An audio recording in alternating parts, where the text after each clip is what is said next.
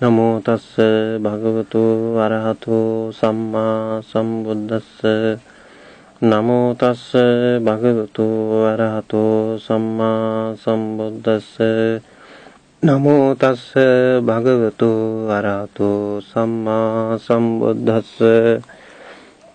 ගෞරවනීය ස්වාමීන් වහන්සේ සද්ධා බුද්ධ සම්පන්න පින්වතුනි පාලි භාෂාව තරණේ පළවෙනි පොතේ පාඩම් මාලාවේ 17 වෙනි දවස තමයි අද අපි පහුගිය දවසේ කතා කළේ වනිතා શબ્දයත් ඊට සමානව වර්ණගෙන શબ્ද පිළිබඳවත් ඒ වගේම විධික්‍රියාව පිළිබඳවත් සඳහන් කරා ඊළඟට නිපාත පිළිබඳව අපි සඳහන් කළා අද තියෙන්නේ 13 වෙනි අභ්‍යාසය සිංහලයට නැගිටිතුයි කියලා වාක්‍ය 20ක් සඳහන් කරලා තියෙනවා අපි මේ වාක්‍ය 20 ඉස්ලාම මොකක්ද කියලා බලමු වනිතායෝ නාවාහි ගංගාසු ගච්ඡanti त्वं शालाय कन्यानां ओदनं पचाहि सचेतुं मे नाहिස්සත अहंपि नाहिස්සාමි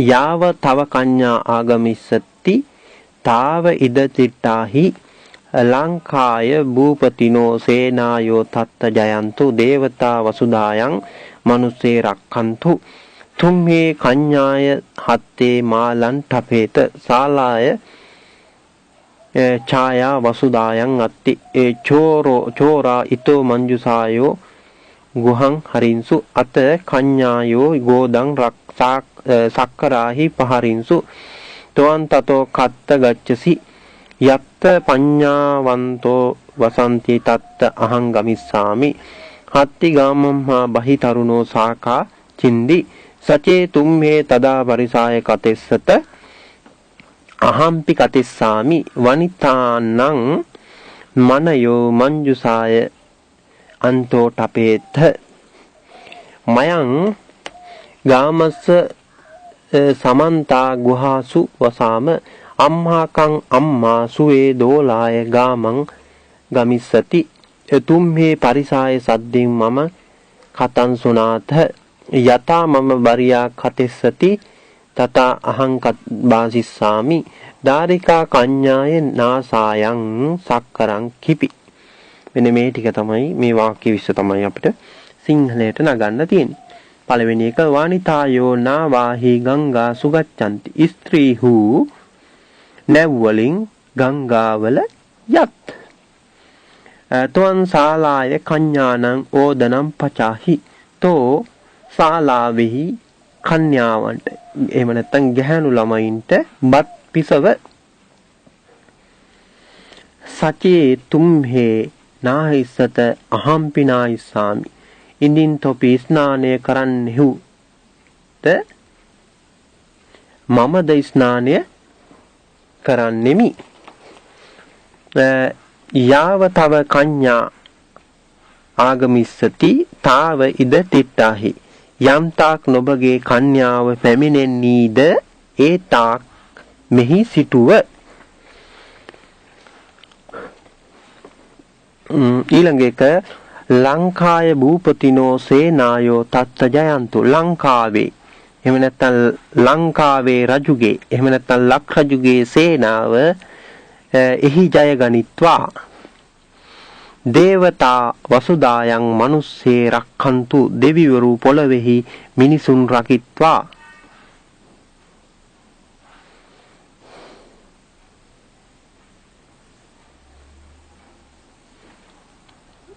තුම්හේ කන්‍යාය හත්තේ මාලන් තපේත තොපි කන්‍යාවගේ අතෙහි මල් දම තබව ශාලාය ඡායා වසුදායන් අත්ති ශාලාවේ සෙවණැල්ල පොළවේ එහෙම නැත්නම් පොළවේහි ඇත චෝරා ඊතෝ මංජුසායෝ ගුහං හරින්සු සරුමෙයින් මෙතනින් පෙට්ටි ගුහාවටගෙන ගියහ මෙයින් කියන්න පුළුවන් මෙතනින් කියන්නත් පුළුවන් අත කඤ්ඤායෝ ගෝදන් සක්කරාහි පහරින්සු ඉක්බිති ගෑනු ළමයි කන්‍යාවෝ තලගොයාට ගල් කැට වලින් ගැසුවාහ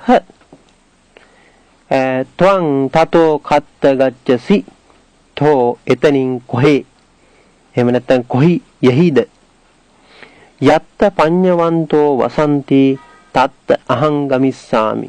යම් තැනක නුවණැත්තෝ වසද්ද එහි මම යන්නෙමි. හත්ති ගාමම්හා බහි තරුණෝ සාකා චින්දි. ඇතා ගමෙන් පිටත ගසේ අතු කැඩුවේය. සචේතුම් මේ තදා පරිසාය කතෙසත අහම්පි කතෙස්සාමි. ඉදින් තොපි එකල්ලි පිරිසට කියන්නෙහු නම් මමද කියන්නෙමු.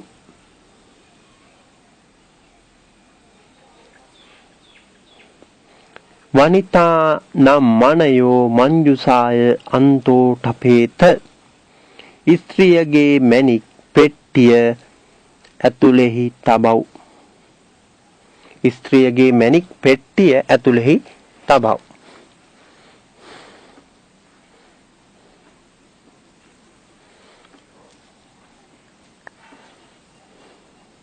මෙතනදී මතක තියාගන්න ඕනේ වනිතානම් මනයෝ වනිතානම් මනයෝ ස්ත්‍රීන්ගේ මැණික් මංජුසාය අන්තෝ ටපේත.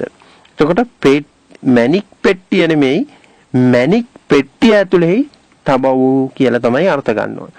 මයං ගාමස්ස සමන්තා ගුහාසු වසාම. අපි ගමහාත්පස ගුහාවල වාසය කරමු. අම්හාකං අම්මා සුවේ දෝලාය ගාමං ගමිස්සති. අපගේ මව හෙට දෝලාවෙන් ගමට යන්නීහ. තුම්මේ පරිසාය සද්දින් මම කතං සුනාත. තොපි පිරිස සමග මගේ කතාව අසව්. යතා මම බරියා කතෙස්සති තතා අහං වාසිස්සාමි. යම්සේ මගේ බිරිඳ කියන්නේද එසේ මම කියන්නෙමි. ධාරිකා කඤ්ඤාය නාසායන් සක්කරං කිපි. දැරිය කන්‍යාවගේ නාසයට ගල් කැටයක් දැම්මාය. මෙන්න මේ විදිහට තමයි ඒ වාක්‍ය 20 සිංහලයට නගපුවාම තේරුම වෙන්නේ. ඊළඟට තියෙනවා පාලියට නැගිය යුතු. පාලියට නැගිය යුතු කියලා කොටසක් තියෙනවා. ඒකෙත් වාක්‍ය 20ක් තියෙනවා. බලමු මොකද්ද මේ පාලියට නගන්න තියෙන වාක්‍ය 20 කියලා. හොරා පෙට්ටිය ගුහාවට ගෙන ගියේය. තොපගේ මව්වරුන් සමග හෙට ගමට යව්. ස්ත්‍රියගේ සහෝදරයා ඊයේ නැවෙන් ගියේය. හැම කල්ලිම මාගේ පූජාවෝ නුවණැත්තන්ට වෙත්වා. තෙපි අද කන්‍යාවගේ අතෙහි මල් දමක් තබව්. යම්සේ තොපගේ පියා කීවේද එසේ කරව්. යම් කලක පිරිස යන්නේ නම් එකල මමද යන්නෙමි. ඉදින් ස්වාමියාගේ භාර්යාව සභාවේ කතා කරන්නේ නම් අපි එය අසන්නෙමු. ස්ත්‍රිය පෙට්ටියෙන් තරාදියක් ගෙනවිත් එහි හකුරු දැම්මාය. දැරියගේ පෙට්ටිවල මැණික් තිබෙත්. කන්‍යාවෝ උදෑසන වී තියෙන් වෙලිගෙනාහ. රජුගේ ඇත්තු ගම තුල ගස්වල අතු කැඩූහ. ලංකාවෙහි ගල්ද බොරළුද පර්වතද ඇත්තාහ. ඉක්බිති රජතමේ පිරිස් සමග ගඟෙහි නැවකින් ගියේය. වැල්ලේ සෙවණැල්ල පොළොවේහි තිබේ. දෙවිවරු අපගේ පුතුන් හා මුණුබුරන් රකිත්වා. මාගේ සේනාව ගමෙන් පිටදී ජය ගනීවා. අපි අපේ දිවි කරනකොට වචන කියමු. මම සභාවේදී දැරියගේ කතාව ඇසීමි. මාගේ මව ඒකාන්තෙන් අද සවස එන්නේය. මෙන්න මේ වාක්‍ය 20 සිංහලයට පාලියට නගන්න ඕන. කොහොමද බලමු පළවෙනි එක කොහොමද කියලා. හොරා පෙට්ටිය ගුහාවට ගෙන ගියේය. චෝරෝ මංජුසං ගුහං මේසි. එහෙම නැත්නම් හරි කියන්නත් පුළුවන්. තොපගේ මව්වරුන් සමග හෙට ගමට යව්. තුම්මාකම් මාතෝහි සද්දින් සුවේ ගාමං ගච්ඡත. මෙතන තුම්මාකම් වෙනුවට තුම්හේ කියන්නත් පුළුවන්. තුම්හාකම් කියන එකට තුම්හම් කියන්නත් පුළුවන්. අපි දන්නවා අම්ම තුම්ම શબ્දවලදී තුම්හම් කියන්නත් පුළුවන්. එතකොට තොපගේනි නුඹලාගේ තොපගේ මව්වරුන් සමග. එතකොට තුම්හාකම් මාතුයි. එහෙම නැත්නම් තුම් හම්මාතුහි කියන්නත් පුළුවන්. වෝ කියලා යොදන්න බැරි වාක්‍යික මුල තියෙන නිසා. මාතුහි කියන එකට මාතුබි කියලා ලියන්නත් පුළුවන්. එහෙම නැත්නම් මාතරේහි මාතරේබි කියලා ලියන්නත් පුළුවන්. එහෙම ලිව්වා කියලාත් ප්‍රශ්නයක් නැහැ, නිවැරදි. එතකොට අන්න ඒව මතක තියාගන්න. එහෙම යොදලා ඒ වාක්‍ය ලියනකොට ඉදිරියෙන් හරි ඒකට සමානව දැන් අපි කියමු තුම්හාකම් කියලා කියන වචනයට සමාන වචනේ තමයි තුම්හම් කියලා. ඒ වචනේ. එතකොට මාතුහි කියන එකට තව ලියන්න පුළුවන්. ඒකට අදාළ අනිත් වචන ටික තමයි මාතුහි නම් මාතුබි මාතරේහි මාතේබි කියලා මෙන්න මේ ටික වෙනම සඳහන් කරලා තියන්න. මතකේ වැඩි කර ගැනීම සඳහා. ඉත්‍රියගේ සහෝදරයා ඊයේ නැවෙන් ගියේය. වනිතායේ බාතා හීයෝ නාවාය ගච්චි. හැම කල්ලිම මාගේ පූජාවෝ නුවණැත්තන්ට වෙත්වා. සදා ඒව හැම කල්ලිම. මයිහම් පූජායෝ පඤ්ඤාවන්තානං හොන්තු. ඊළඟට මෙතන මහියන් කියනකට මමං කියලා ලියන්නත් පුළුවන්. පූජායෝ කියන එකට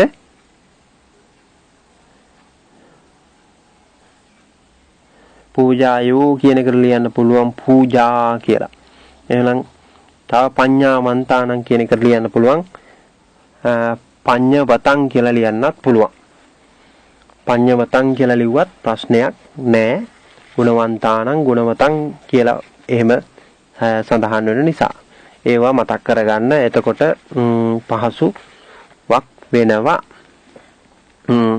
තෙපි අද කන්‍යාවගේ අතෙහි මල් දමක් තබව්. තුම් මේ අජ්ජ කන්‍යාය හත්තේ මාලන් තපේත. මෙතන තව ලියන්න පුළුවන් කන්‍යාය හත්තේ කියන එකට හත්තස්මින් හත්තම්මී කියලා යොදන්නත් පුළුවන්. යම්සේ තොපගේ පියා කීවේද එසේ කරව්. යතා තුම්හං එම නැත්නම් තුම්හා කම්පිතා කතේසි තථා කරෝත. යම් කලක පිරිස යන්නේ නම් එකල මමද යන්නේ. යදා පරිසා ගච්ඡිස්සති තදා අහම්පි ගමිස්සාන්. එතන අහම්පි කියන වෙනුවට අහංච කියලා යදන්නත් පුළුවන්. අපි වෙනුවට ච යදන්නත් පුළුවන්. ඉදින් ස්වාමියාගේ භාර්යාව සභාවේ කතා කරන්නේ නම් අපි එය අසන්නෙමු. සචේ සාමිනෝ භරියා සභායන් කතෙස්සති මයන්තං සුනිස්සාම. මෙතන සාමිනෝ කියන එකට ලියන්න පුළුවන්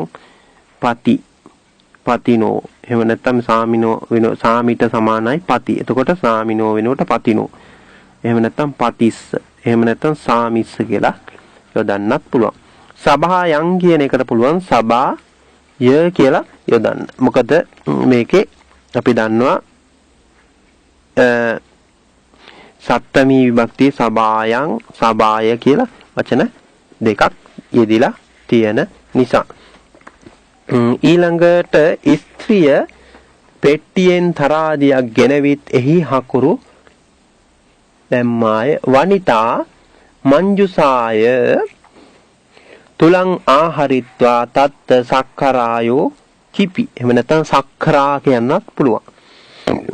දැරියගේ පෙට්ටිවල මැණික් තිබෙත්. ධාරිකාය මංජුසාසු මනයෝ සම්ති. එහෙම නැත්නම් මණී සම්ති කියලා ලියන්නත් පුළුවන්. කන්‍යාවෝ උදෑසන වීතියෙන් වැලිගෙනහ. කන්‍යායෝ පාතෝ වීතියා වාලුකා ආහරින්සු. මෙතන කන්‍යායට පුළුවන් කන්‍යා කියලා යොදන්නත්. කන්‍යායෝ නිසා. ඊළඟට වාලුකා වෙනුවට වාලිකා පුළුවන්. එහෙම නැත්නම් වාලුකායෝත් පුළුවන් වාලිකායෝත් පුළුවන්. ඒව මතක තියාගන්න. වීතියා එහෙම නැත්නම් විසිකාය කියලා යෙදුවත් ප්‍රශ්නයක් නැහැ. රජුගේ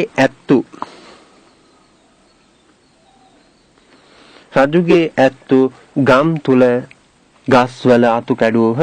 භූපතිනෝ හත්තිනෝ ගාමේ රුක්කානං සාකායෝ චින්දින්සු.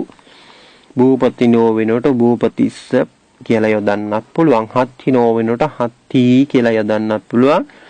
ගාමේ වෙනුවට ගාමස්මින් ගාමම්හි කියලා යොදන්නත් පුළුවන්. සාඛායෝ කියන එකට සාඛා කියලා යදුවත් ප්‍රශ්නයක් නෑ. ඒ කොයික ලියලා තිබුණත් නිවැරදි. ලංකාවේ ගල්ද බොරළුද පර්වතද ඇත්තාහ. ලංකායන් සිලායෝපි එහෙම නැත්නම් සිලායෝච සක්කරායෝපි සක්කරායෝච ගිරියෝපි ගිරියෝච කියලා යොදන්නත් පුළුවන්. සම්ති ඇත්ත සම්ති එහෙම නැත්නම් මෙතන ලංකාය සිලාපි සක්කරාපි ගිරීපි සම්ති කියලා යදුවත් ප්‍රශ්නයක් නැහැ. එහෙම නැත්නම් සිලාච කියලා මේ අපි වෙනකොට ච යදුවත් ප්‍රශ්නයක් නැහැ. ඒවත් නිවැරදි. ඉක්බිති රජතෙමේ පිරිස සමග ගඟෙහි නැවකින් ගියේය. අත රාජා පරිසාය සද්දින් ගංගාය එහෙම නැත්නම් ගංගායන් නාවාය ගච්චි නැවකින් ගියේය. වැලේ සෙවණැල්ල පොළවෙහි තිබේ. ලතාය ඡායා වාසුදාය එහෙම නැත්නම් වාසුදායන් අත්ති. දෙවිවරු අපගේ පුතුන් හා මුණුබුරන් රකිත්වා. දේවා අම්හාකං නැත්නම් අම්හම් පුත්තේච නත්තාරේච රක්ඛන්තු. මෙතන නත්තාරේ වෙනුවට පුළුවන් නත්තාරෝ කියලා ලිව්වත් ප්‍රශ්නයක් නැහැ. මාගේ සේනාව ගමින් පිටදී ජය ගනීවා. මය්යන් සේනා ගාමතෝ බහි ජයතු. එහෙම නැත්නම් මමන් සේනා කියලා ලියන්න පුළුවන්. මම සේනා එහෙම නැත්නම් මමන් සේනා කියලා ලිව්වත් ප්‍රශ්නයක් නැහැ. එතකොට ගාමතෝ කියන එකට ගාමා ගාමම්මා ගාමස්මා කියන මේ වචන තුනම යොදන්න පුළුවන්. ළඟට අපි අපේ දිව කරනකොට වචන කියමු. මයං අම්මාකං ජීවහාය වාචා කතේම. එහෙම නැත්නම් කතේම වෙනකොට භාෂාම කියලා ලියන්නත් පුළුවන්. මෙන්න මෙතන අම්මාකං කියන එකට අම්හම් කියලා ලියන්නත් පුළුවන්. එතකොට වාචා කියන එකට වාචායෝ කියලා ලියන්නත් පුළුවන්. මොකද මේ වචන දෙකම තියෙන නිසා. මම සභාවේදී දැරියගේ කතාව ඇසිමි. අහං සභාය දාරිකාය කතං සුනි. එහෙම නැත්නම් සභායන් කියලා යොදන්නත් පුළුවන්. අහං සභායන් දාරිකාය කතං සුනි. ඒ දෙකම නිවැරදි. ඊළඟට තියෙන්නේ මාගේ මව ඒකාන්තෙන් අද සවස එන්නීය. මය්යම් මාතා අද්දා අජ්ජසායන් ආගමිස්සති. එහෙම නැත්නම් ආගච්චිස්සති. ඊට පස්සේ මෙතන මය්යන් කියන එකට පුළුවන් මම එහෙම නැත්නම් මමං මාතා කියලා ලියන්න පුළුවන්. මම මාතා කියලා ලියන්නත් පුළුවන්. මේ විදිහට තමයි ඒ වචන 20 පාලියට නැගපුවාම ඒවැ අර්ථ වෙන්නේ. ඊළඟට අපිට කතා කරන්න තියෙන්නේ ඉකාරාන්ත ඉත්තිලිංග භූමි શબ્දය. අපි බලමු ඒ શબ્දය කොහොමද වර්ණගෙන්නේ කියලා. ඒක වචන බහු වචන වශයෙන් පඨමා විභක්තියේදී භූමි.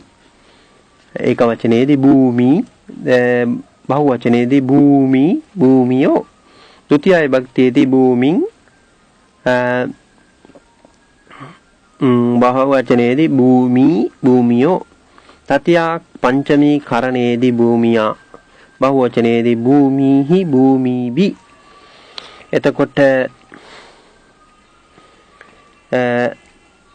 සප්තමීයේදී චතුර්ථ ෂට්ඨියේදී භූමියා භූමීනං. සප්තමීයේදී භූමියං භූමිසු. ආලපනයේදී හේ භූමි හේ භූමි හේ භූමියෝ කියලා මෙන්න මේ විදිහට තමයි භූමි શબ્දයේ ඉකාරාන්තයේ වර නැගෙන්නේ. එතකොට භූමි කියන එකේ තේරුම තමයි භූමිතමෝ. ඒ කියන්නේ පොළව. එතකොට භූමිත්තමෝ භූමිහු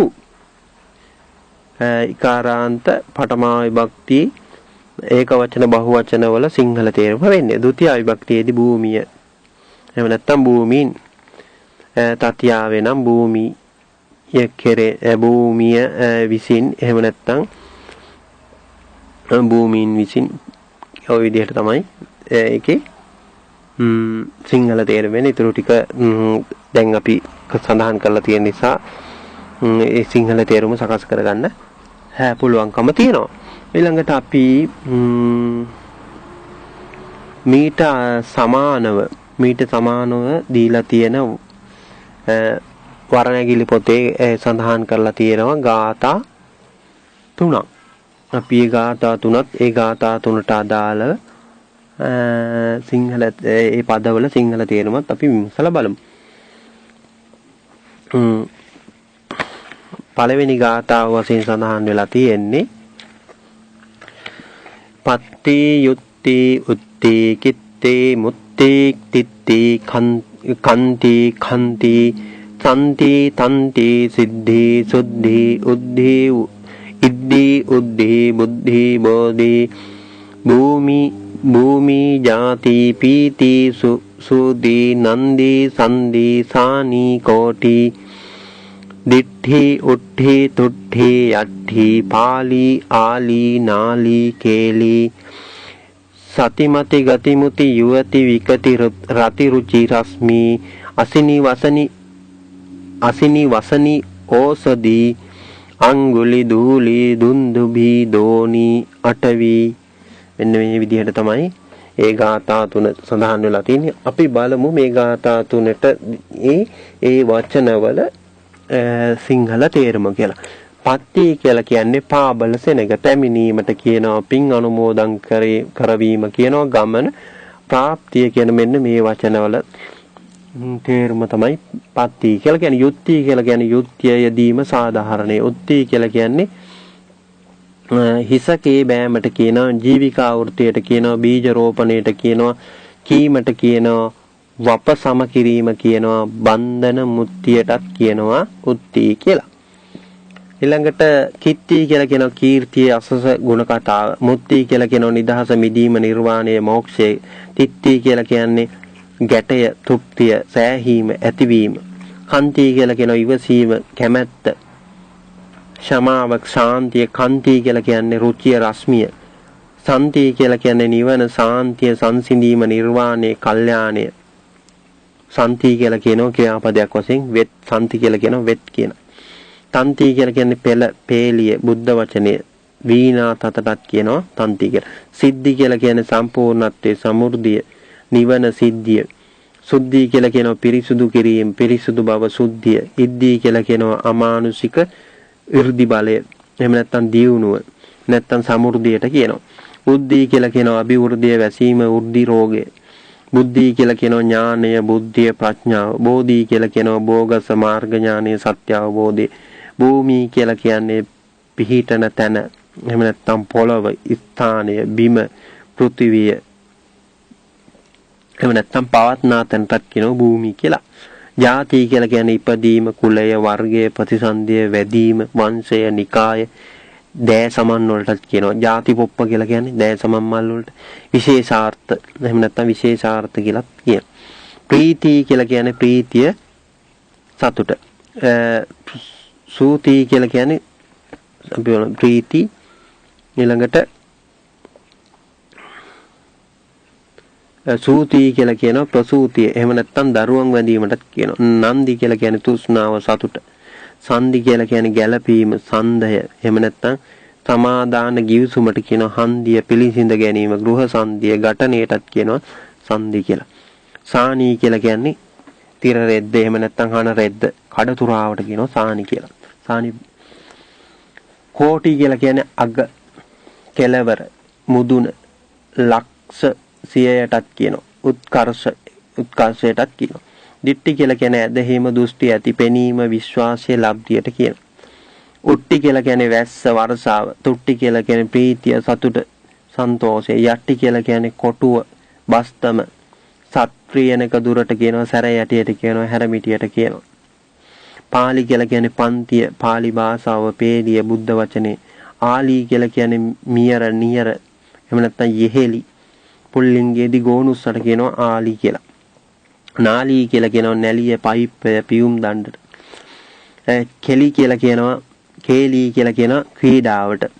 කේලී කියලා කියන්නේ ක්‍රීඩාවට. සති, ස්මෘතිය, සිහිය, සිත. එහෙම නැත්නම් විපතට වැටෙන්න, සිත විපතට වැටෙන්න නොදී රක්නා සහිතයිසිකයට කියනවා සති කියලා. ඒ කියන්නේ සති කියලා කියන්නේ සිත විපතට වැටෙන්න නොදී රක්නා චෛතසිකයටත් කියනවා සති කියලා. මති කියලා කියනවා අදහස, එහෙම නැත්නම් ප්‍රඥාව. ගති කියලා කියන්නේ උපදනා තැන, ගමන. එහෙම නැත්නම් පැවැත්ම, පිහිට, යෑම, අභිප්‍රාය, විසදභාවයට කියනවා.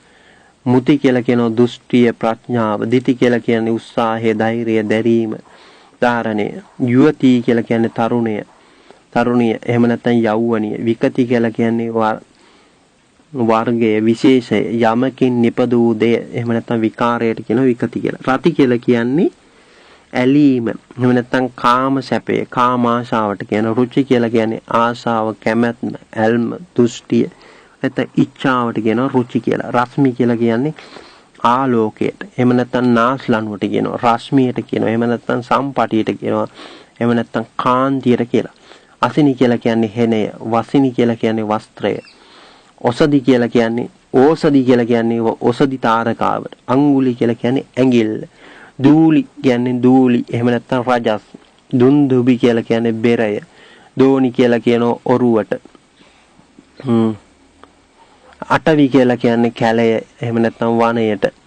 චවි කියලා කියන්නේ ඇඟේ උඩ සමට කියන, උඩ වැස්මට කියනවා. එහෙම නැත්නම් සිවියට කියනවා. ඊළඟට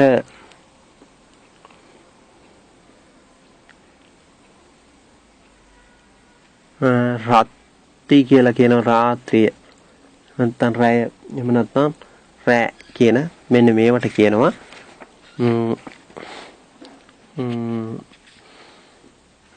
භූමි ශබ්දයට සමානව වර නැගෙන ශබ්ද ටික තමයි මේ සඳහන් කරලා තියෙන්නේ. ඊළඟට තියෙන්නේ ඉකාරාන්ත ඉත්තිලිංග කුමාරි ශබ්දය. එතකොට ඊකාරාන්ත. එතකොට අපි ඉස්සෙල්ලා කතා කරේ ඉකාරාන්ත, දැන් කතා කරන්නේ ඊකාරාන්ත ඉත්තිලිංග කුමාරි ශබ්දය.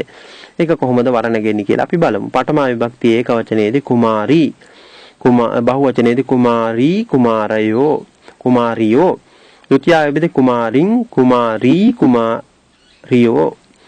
චතියා කරණ පංචමී කියන ඒදී ඒක වචනයේදී කුමාරියා, බහුවචනයේදී කුමාරීහි, කුමාරීබි. චතුත්ථ චට්ටීදී ඒක වචනයේදී කුමාරියා, බහුවචනයේදී කුමාරීනං. සප්තමේදී කුමාරියං, කුමාරියා, බහුවචනයේදී කුමාරීසු. ආලපනයේදී හේ කුමාරී, හේ කුමාරී, හේ කුමාරියෝ කියලා බහුවචනයේදී වර නැගෙනවා. මෙන්න මේ විදිහට තමයි කුමාරි શબ્දය වර නැගෙන්නේ. අපි සිංහලයෙන් බැලුවොත් කුමාරී කියලා කියන්නේ කුමාරි තෙමෝ, තොමෝ. කුමාරී, කුමාරියෝ කියලා බහුවචනයේදී වෙන්නේ කුමාරියෝ කියලා.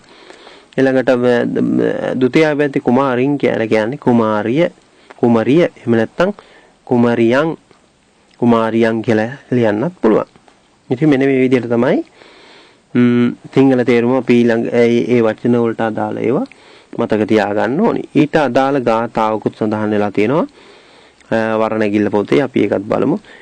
මහි වේතරණී වාපි, මහි වේතරණී වාපි පාටලී කදලී සටි. නාරී, කුමාරී, තරුණී, වාරුණී, බ්‍රාහ්මණී, සඛී කියලා ගාථාවක් සඳහන් වෙනවා. ඊළඟට තව ගාථාවක් සඳහන් වෙනවා. ගන්ධබ්බී කින්නරී නාගී දේවී යක්ඛි අජීමිගී වානරී සූකරී සීහි හංසී කාකීච කුක්කටි කියලා මෙන්න මේ දෙක තමයි මේකේ සඳහන් වෙලා තියෙන්නේ. අපි බලමු ඒවට අදාළ සිංහල තේරුම ඊළඟ දවසේ කතා කරමු මක් නිසාද කාලය ඉක්මලා තියෙන නිසා. එතකොට කුමාරි શબ્දේ මේ ගාථා දෙකට අදාළ තේරුම් තමයි අපිට ඊළඟ දවසේ සාකච්ඡා කරන්න තියෙන්නේ. ඒ වගේම පූර්ව ක්‍රියා පිළිබඳවත් ඊළඟට 14 වෙනි අභ්‍යාසය කියන මෙන්න මේ ටික අපිට ඊළඟ දවසේ කතා කරන්න පුළුවන්. අද දවසේ කාලය වේලාව ඉක්මලා තියෙන නිසා හොඳයි මේ විදිහට අපි පොතපත ඉගෙනීමෙන්ද උගන්වීමෙන්ද ජනිත වූ සියලුම කුසල් පින් බලාපොරොත්තු වන සියලු දෙනාටත් උපකාර කරා වූ සියලුම දෙනාටත් සදා සැනසීම පිණිසම හේතු වේවා වාසනාව වේවා කියලා අපි සාදු කියලා පින් අනුමෝදන්. සාදු සාදු සාදු